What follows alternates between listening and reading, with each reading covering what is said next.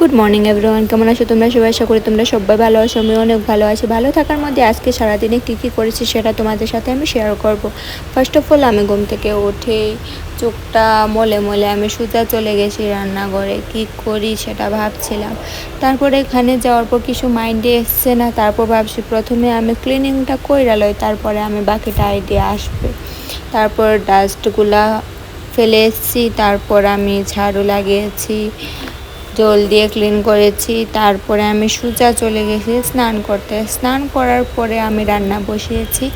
রান্না বসার পর আমার মাইন্ডের মধ্যে এসছে ডাল রান্না করব, ভর্তা করব, ফ্রাই করব, এগুলা সব করেছি। এগুলা করার পর আমি সোজা চলে গেছি রেডি হইতে।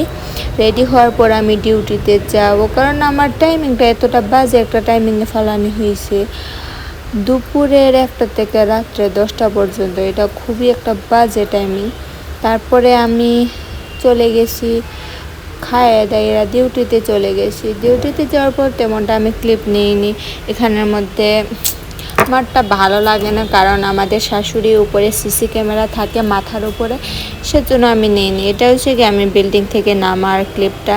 তারপরে আমি ফুচকা অর্ডার করেছিলাম।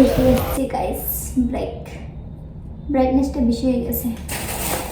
ফুচকা পানিপুরি কে কে খাও? আমার তো ফেভারিট ভাই।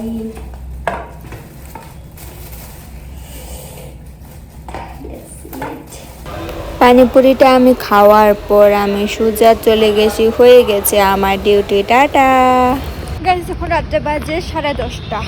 তো আমি জাস্ট বাইরেছি অফিস থেকে। হ্যাঁ, কষ্ট লাগে কখনো কখনো যে এত লেট করে আমি ডিউটি করছি, এত কিছু করছি। তেমনটা না যে আমি ডিউটিটা না করলে আমি খাইতে পারতাম না ভাই, আসছে আমার অকাত। বাট এখানের মধ্যে কি একটা মানে পয়েন্ট আউটটা হচ্ছে গিয়া, আমি নিজে ইনকাম করতেছি, নিজে খাইতেছি, নিজে অনেক কিছু করতে আসি। করছি, ইন ফিউচার করবো। তো এতটুকু আমি প্রাউডলি কইতাম পারি।